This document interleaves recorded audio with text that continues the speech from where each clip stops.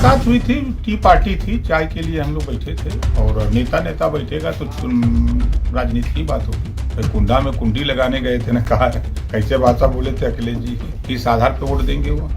उत्तर प्रदेश में राज्यसभा चुनाव का कल मतदान होना है और मतदान से ठीक पहले सभी पार्टियां अपने अपने विधायकों को प्रशिक्षण करा रही हैं कि उन्हें किस तरह से वोट करना है। लोकसभा चुनाव से पहले राज्यसभा का चुनाव बेहद दिलचस्प है, क्योंकि उत्तर प्रदेश में 10 राज्यसभा की सीट खाली हुई थी, लेकिन 11 राज्यसभा उम्मीदवारों का नामांकन हुआ है। मतलब 10 सीट 11 उम्मीदवार, यानी एक उम्मीदवार को हारना है, चाहे वह बीजेपी का हो या सपा का। एक एक्स्ट्रा कैंडिडेट के लिए यूपी में घमासान मचा हुआ है और एक दूसरे के विधायकों की तोड़ फोड़ करने में सभी पार्टी जुटी। दरअसल बीजेपी ने अपना 8वां प्रत्याशी उतार कर राज्यसभा चुनाव को रोमांचक बना दिया। बीजेपी के पास 252 विधायक हैं और एनडीए के सहयोगी दल अपना दल, इसके पास 13 विधायक हैं और ओम प्रकाश राजभर के पास 6 विधायक हैं, निषाद के पास 6 और आरएलडी के पास 9। यानी एनडीए के सभी सहयोगी को मिलाकर टोटल विधायकों की संख्या 286 और जीत के लिए 296 की जरूरत होगी। अब बात समाजवादी पार्टी के करें। समाजवादी पार्टी ने 3 उम्मीदवार मैदान में उतारे हैं। समाजवादी पार्टी के पास 108 विधायक हैं और जीत के लिए सपा को 111 वोट की जरूरत है और कांग्रेस के पास 2 विधायक हैं, उनका भी सहयोग समाजवादी पार्टी को मिलेगा। तब भी समाजवादी पार्टी को 1 विधायक की कमी रहेगी। भाजपा 7 और समाजवादी पार्टी 2 सीटों पर चुनाव बड़े आराम से जीत जाएगी, लेकिन एक सीट के लिए दोनों में ही जबरदस्त घमासान मचा हुआ है। सीट को जिताने के लिए सपा और भाजपा अपनी अपनी रणनीति तैयार कर रहे हैं। चुनाव का सारा समीकरण अब बसपा विधायक उमाशंकर सिंह और राजा भैया की पार्टी के साथ रालोद के भी विधायकों पर टिका हुआ है, क्योंकि राजा भैया के पास 2 विधायक हैं तो वहीं आरएलडी के 9 विधायकों में 4 सपा के विधायक हैं जो आरएलडी के सिंबल पर चुनाव लड़े थे। अखिलेश यादव ने कहा कि सरकार विधायकों पर दबाव बना रही है, लेकिन हर विधायक अपनी मर्जी से